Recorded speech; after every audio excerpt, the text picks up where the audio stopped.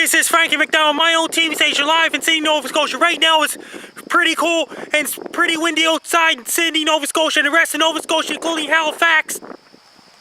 Since it was raining heavily earlier and it's very windy in Halifax, there was a big waves crashing beaches and shores, and they got the rip currents off of Hurricane Gert just well off the coast of Nova Scotia.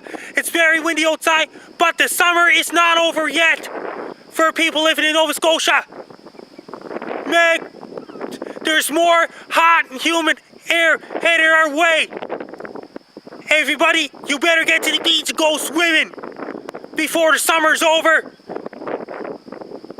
Make sure to stay in the water to get cooled off before the fall of the year gets here, especially for people living in Halifax, Cape Breton, Sydney, and the rest of Nova Scotia as well.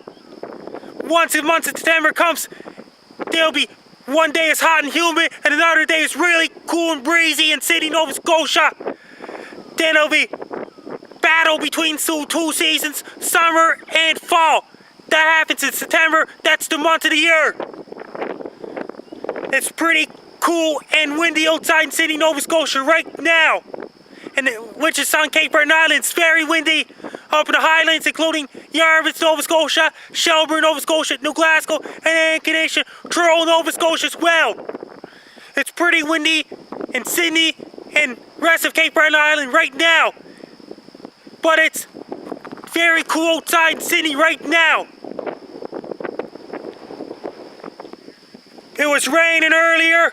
It's on and off rain in Nova Scotia. Best luck to you. I'm Frankie McDowell.